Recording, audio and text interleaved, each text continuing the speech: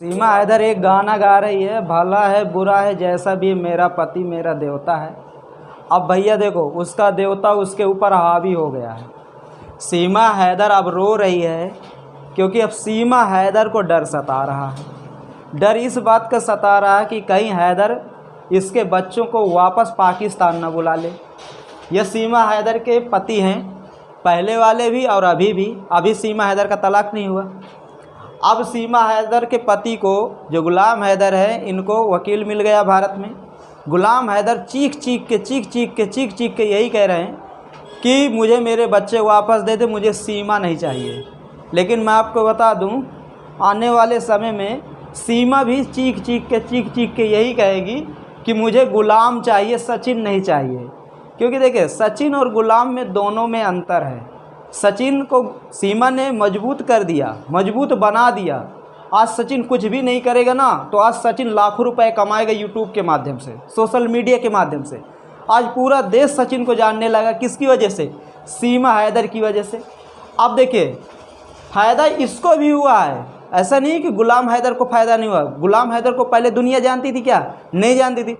जब से सीमा भारत आई, सचिन से प्यार किया, सचिन से शादी की, और गुलाम हैदर उधर पाकिस्तान दुबई में फेमस हो गया।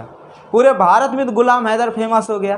तो गुलाम हैदर भी आज कम से कम लाखों रुपए महीने का कमा रहा है यूट्यूब के माध्यम से। अब चाहे गुलाम हैदर साहब सऊदी अरब जाएं या दुबई जाएं या न जाएं, पाकिस्तान में कुछ भी काम नहीं करेंगे। एक मोबाइल से केवल इतना बनाएंगे कि मैं सीमा का पति, मुझे बच्चे चाहिए हिंदुस्तान से, मुझे मेरे बच्चे चाहिए, मुझे वकील मिल गया। सुप्रीम कोर्ट वहाँ की ये कह रही है। केवल ये ऐसे करते रहेंगे ना, फिर भी इनकी टीआरपी बढ़ती जाएगी और लोग इनको देखते रहेंगे, और लोग देखेंगे तो इनका पैसा बनेगा कि नहीं। लेकिन देखिए, ये तो हो गई बात इनकी इनकम की। सीमा हैदर भी खूब पैसा कमा रही है। जिस दिन सीमा हैदर जेल चली जाएगी उस दिन उसका पैसा बंद। हाँ, ये निश्चित है कि आने वाले समय में सीमा हैदर जेल जाएगी, कोई इसमें दो राय नहीं। जांच एजेंसियां लगी हुई हैं। और ये भी बताया जा रहा है, जो सीमा हैदर के वकील हैं जिनका नाम है एपी सिंह, तो एपी सिंह यही कहते हैं कि बच्चे कभी भी सीमा हैदर के पाकिस्तान नहीं जाएंगे। तो देखिए, उन बच्चों पर अधिकार हमारा नहीं है। यहाँ तक कि सीमा हैदर पर भी क्या हमारा अधिकार है? इस पर भी हमारा अधिकार नहीं है। लेकिन हाँ, जिस रास्ते से सीमा हैदर भारत में एंट्री की है, उस रास्ते से कोई जासूस एंट्री करता है तो सीमा हैदर को भारत की जो जांच एजेंसियां हैं वो सब क्या मानती हैं? इसे जासूस मानती हैं। और अगर एक बार हैदर ये बात कह दे कि सीमा मेरी पत्नी थी और सीमा रॉ के लिए काम नहीं, सीमा किसके लिए काम कर रही? आईएसआई के लिए काम कर रही थी, और दो चार फोटो आईएसआई के साथ खींच के दिखा देना, तो उसी दिन सीमा को सीधा उठा के दिल्ली के तिहाड़ में बंद करके ले धुनका धुनुक, ले धुनका धुनुक, उसी दिन इससे सब उगला लेंगे। कितने उगला लेंगे? 5 तक पढ़ी बता रहे हैं। बताओ, 5 तक पढ़ी कोई लड़की या 5 तक कोई पढ़ा लड़का आज के समय में उसे क्या आता है? कुछ आता है क्या? और ये बहुत होशियार है। एपी सिंह साहब को अपना भाई बना डाली। समझ लो, सुप्रीम कोर्ट का नामी वकील है एपी सिंह साहब, राखी बांध दी, भाई बना दिए, और एपी सिंह साहब इनकी तरफ बह गए। एपी सिंह साहब की इस समय पूरे भारत में बहुत ज़्यादा इमेज खराब हुई है, क्योंकि एपी सिंह साहब उस पक्ष का बचाव कर रहे हैं जिसको इस देश से कोई फ़ायदा नहीं है। क्या बताओ, इससे हमें क्या फ़ायदा? इस देश से कोई फ़ायदा है क्या? इस देश से बताओ, सीमा हैदर से भारत को कोई फ़ायदा है क्या? कोई फ़ायदा नहीं है। जांच एजेंसियां लगी, उनका खर्चा कौन देगा? भाई, जांच एजेंसियां इसमें जांच कर रही हैं तो उनका खर्चा कौन देगा? उसके बाद जो एक फ़ायदा हुआ है कि हमारे एक वकील साहब को क्या मिल गया? रोज़गार मिल गया। जो क्या बोलते हैं, हरियाणा के हैं, फरीदाबाद के, जो गुलाम हैदर के वकील बने हैं। तो वो ऐसे थोड़ा इनका केस लड़ेंगे, पैसा लेंगे कि नहीं लेंगे? किससे लेंगे? गुलाम हैदर से लेंगे। तो उनको तो रोज़गार मिल गया, वो केस लड़ेंगे। और लेकिन एपी सिंह साहब का रोज़गार छीन रहा है। एपी सिंह साहब का कोई विश्वास नहीं अब करेगा, क्योंकि एपी सिंह साहब, देखो, निर्भया का केस हुआ था 2013 में दिल्ली में।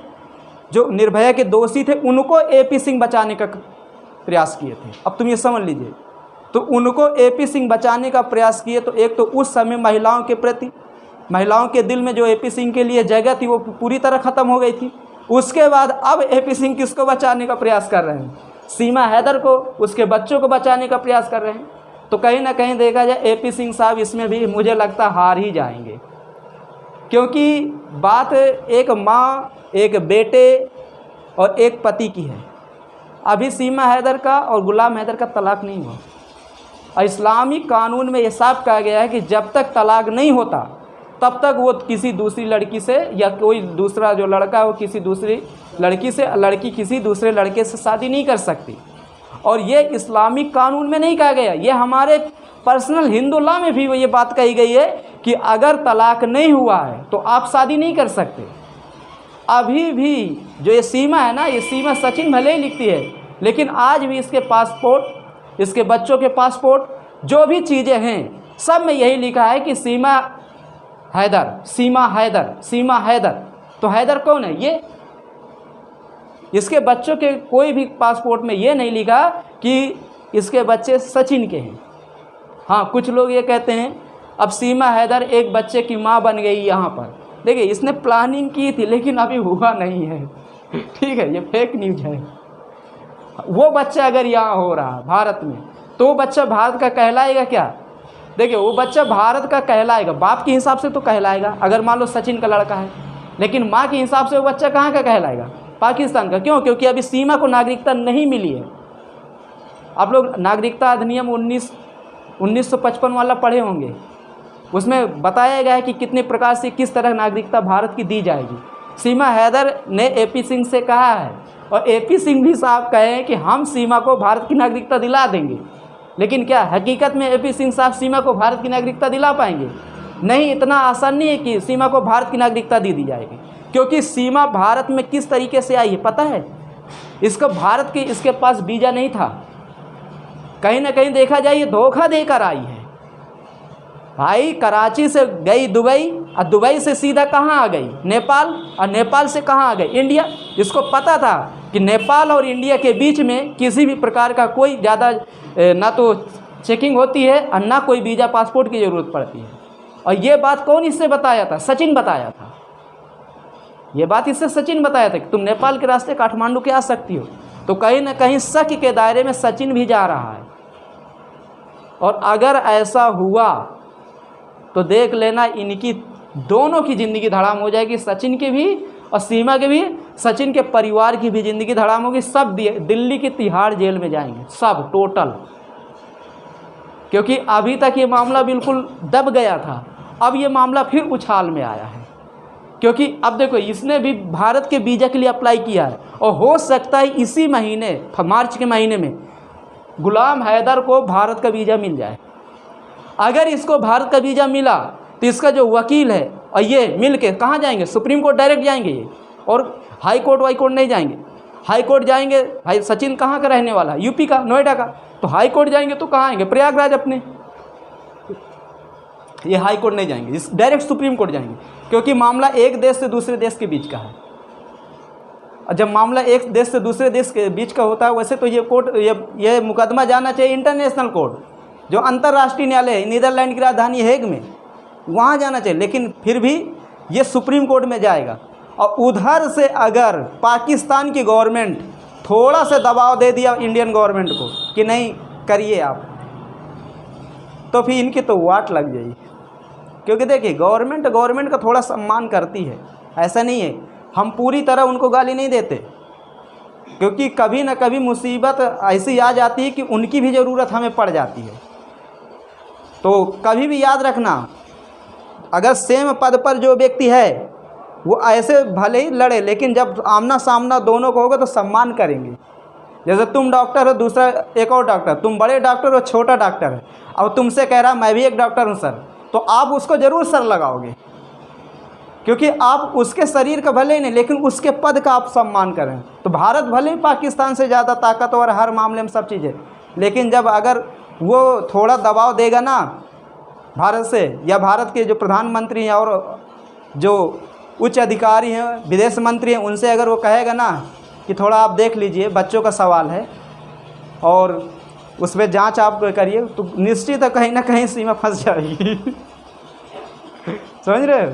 इनका मामला बहुत ज़्यादा उछला हुआ है इस समय, बहुत ज़्यादा। तो तुम लोग ये गलती मत करना, कभी भी पबजी सब्जी लफ्जी इनके चक्कर में नहीं पड़ना। कभी भी कोई न व्हाट्सएप पर, न फेसबुक पर, न इंस्टा पर किसी भी विदेशी लड़की से कोई बात नहीं करेगा। और नहीं तो याद रखना कि मामला बहुत गंभीर हो जाएगा। पता लग तुम वहाँ से यहाँ बुला ले उनका, ऐसे यहाँ इस देश की कितनी आबादी हुई गई है, विदेशी का यहाँ बुला क्या करियो है, वो तुमका परेशान कर दिया है कि नहीं करेंगे। यहाँ घास थोड़ा छीलिए, तुमका तो छीले है भाई। हम लोग किसान घर से हैं तो हमें तो घास छीलना ही है भाई। नौकरी लग जाएगी फिर भी छीलेंगे, क्योंकि अगर हमें अपने घर का, अपने हाथ का मतलब दूध निकाला हुआ पीना खाना है, शुद्ध चीज़ खानी है, तो उसके जानवर को घास की ज़रूरत पड़ेगी कि नहीं पड़ेगी।